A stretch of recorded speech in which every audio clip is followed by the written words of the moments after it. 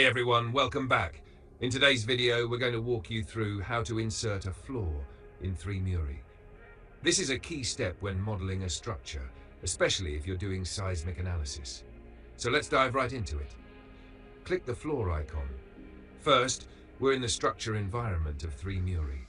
To get started, click on the floor icon from the toolbar. This will bring up the floor insertion tool where we'll do most of the work. Step 2. Select the floor type. Once you've got the tool open, it's time to choose your floor type. You can select from a predefined typology list, including options like wooden floors, concrete slabs, or composites. If you've got a saved floor configuration, you can also load one from the archive. Step 3. Input floor parameters. Next, we'll input the key parameters for your floor. Start by defining the thickness, a crucial detail that impacts the floor's behavior in the model. After that, pick the materials for the floor, whether it's wood, concrete, or any other material. Step 4. Set the geometry of the floor. Now we'll define the geometry. This step involves selecting the points that make up the boundaries of your floor. Click on the nodes or corners in your structure to outline where the floor will sit.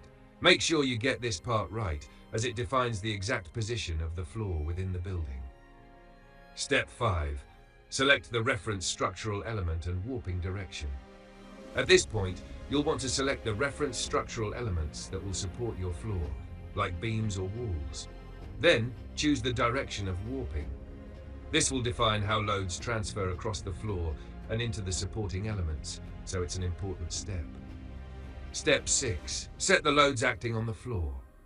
Now it's time to define the loads that will act on the floor. These include permanent loads, like the self-weight of the floor, and variable loads, like live loads from people or furniture, and even special conditions like wind or snow. Step 7. Set other parameters. Once the loads are set, you can adjust additional parameters.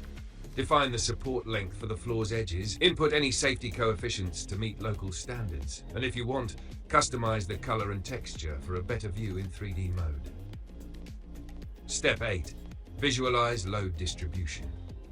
To make sure everything is good to go, head over to Display and select Floor Load Distribution. This will show you exactly how the loads are distributed across your floor, making it easy to verify that everything is set up correctly. Step 9. Ready for analysis. And there you have it. Your floor is fully configured and ready to run the analysis. Now you can move on to checking how it performs under the given conditions. If you found this video helpful, don't forget to give it a thumbs up and hit subscribe for more structural engineering tips and tutorials. Thanks for watching, and I'll see you in the next one.